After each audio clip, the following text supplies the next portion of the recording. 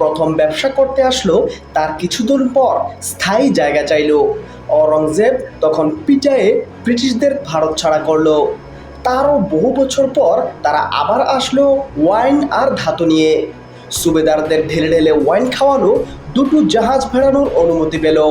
তার কিছুদিন পর জাহাজ রাখার ঘাট চাইল, তারপর মালামাল রাখার ওয়্যার হাউস। তারপর একদিন ওয়্যার হাউসে চুরি হলো। ওয়্যার হাউসে বাউন্ডারি দিল, ব্যবসাও বাড়লো।